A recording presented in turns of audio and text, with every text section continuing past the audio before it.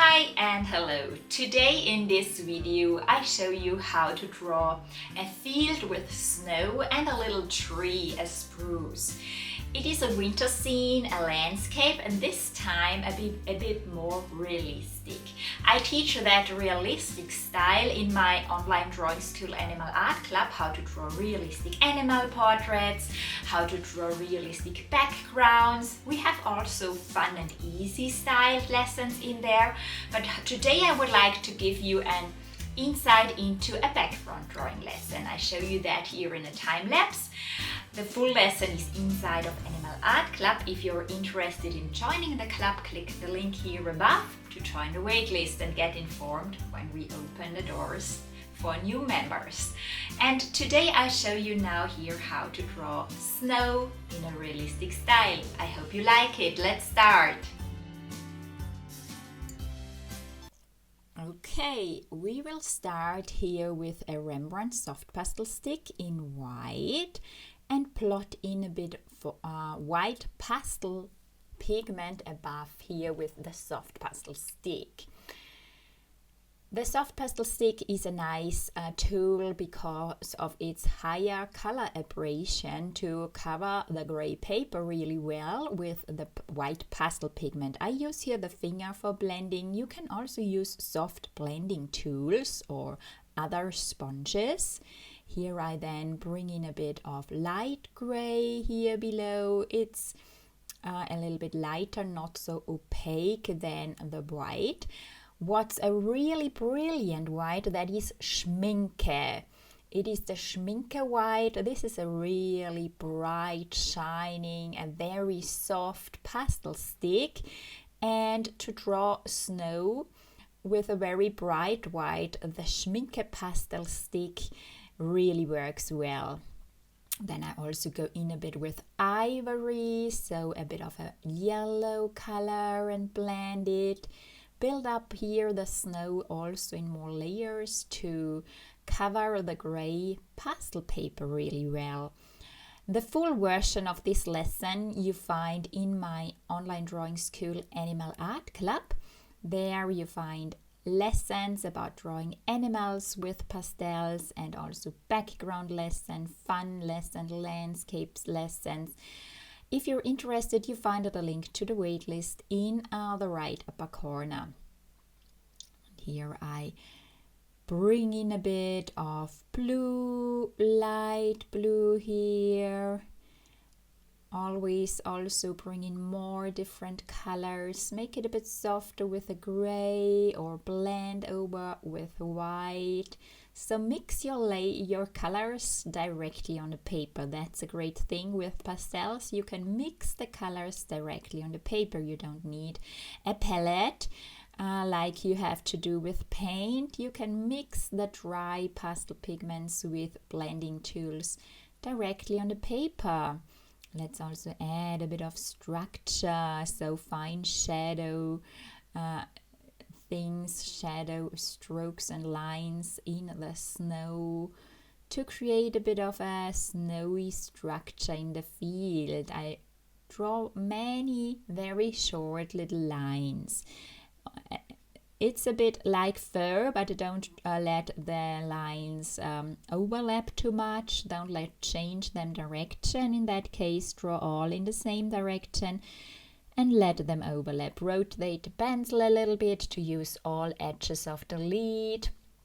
I have sharpened the pastel pencil here with a craft knife and cut away the wood, so this works really well, and only sharpen then the front part of the lead in a pencil sharpener. Go over here, over the whole snow area there where the gray and blue section are, with a darker pencil. Then I plot in here below blue. There is shadow maybe from another tree in the left lower corner, and so deeper shadow parts in the lower part of the picture. And here also where I draw then the little tree. So there is more shadow, and in shadow places you can use blues, violets, or so different colors. They are not only black or gray. Plot in a bit white here between those shadow areas. Fill up the paper with white. I also use the Schminke again to bring in a little bit more pastel pigment to cover the paper better and also to make the snow brighter. Blend it with the finger. I like to blend with the finger when it's clean. I have to note that your finger really have to be clean.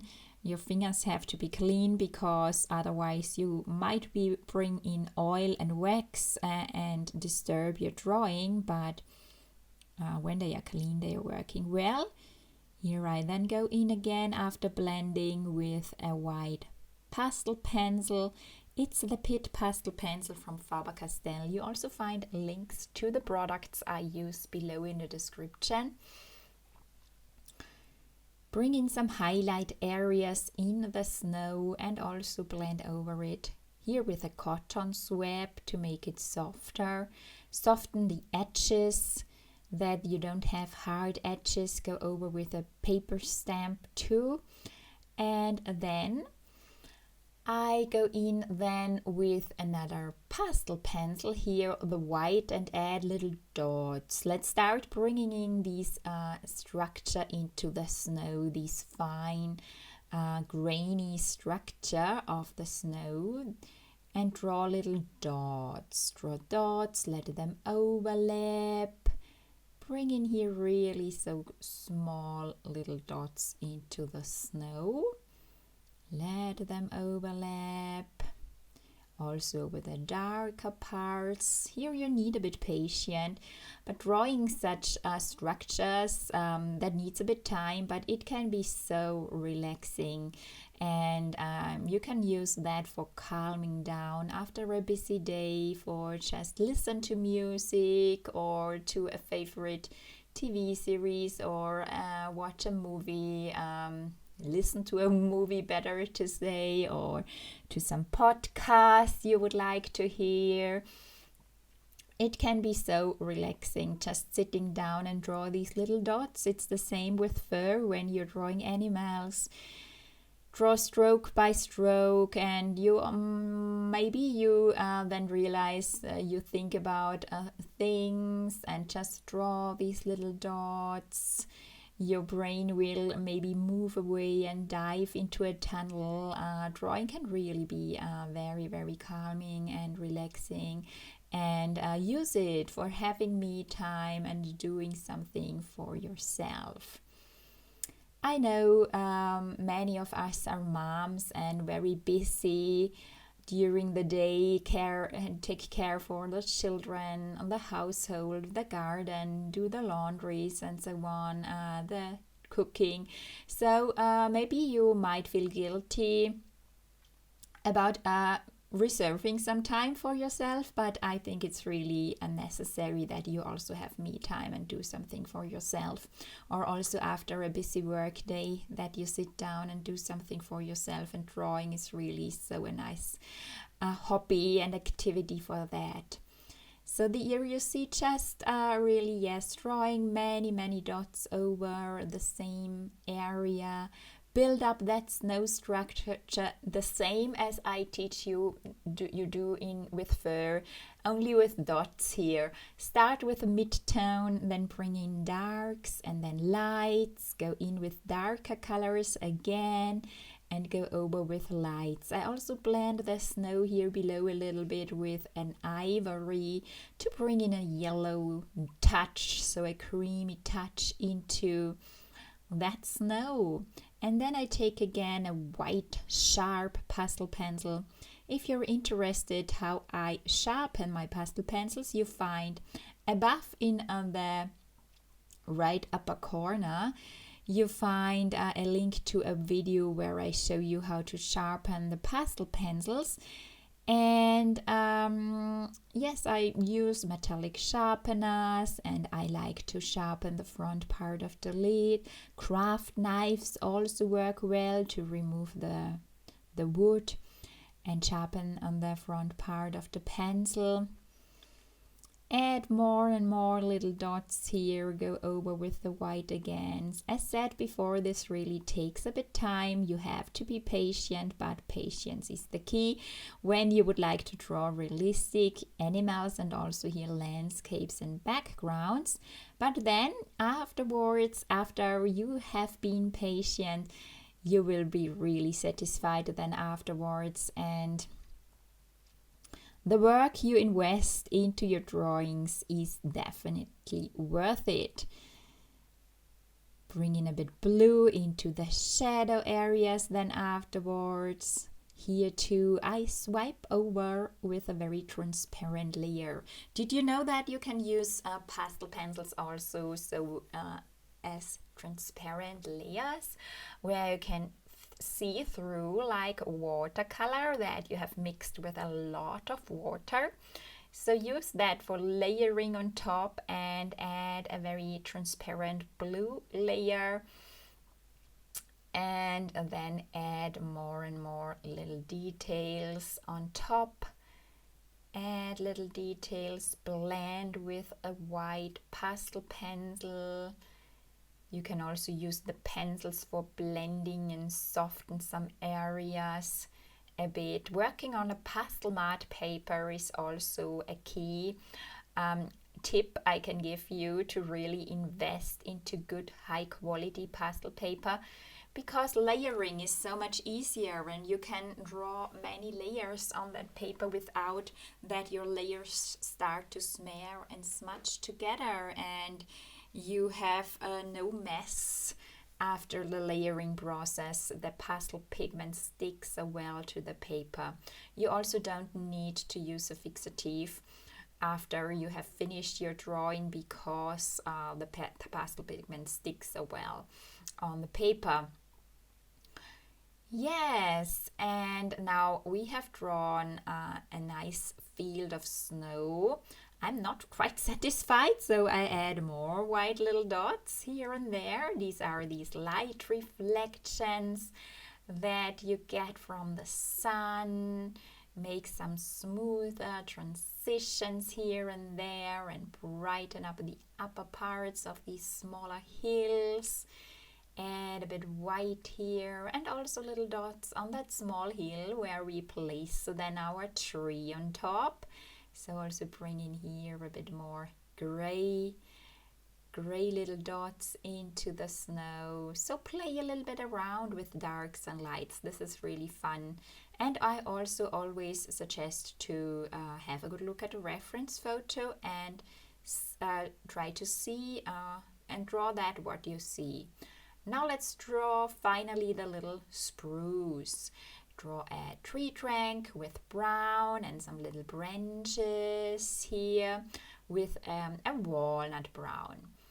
I recommend to use a bit more pressure for the tree trunk, and for the fine small branches use little pressure and sketch in that little spruce here with some longer branches and very small ones with the brown.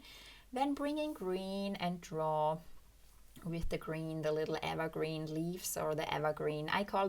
We call them needles here. I'm not sure if you say that in English too. So the little green leaves of the evergreen spruce. Bring in here so little very short strokes on the small branches with it's an olive green here that I'm using, and then also to go in with light green, so a May green, and add another layer of light green little strokes on top of the branches, so that we have different colors in the tree. And then darken down the tree trunk with a black.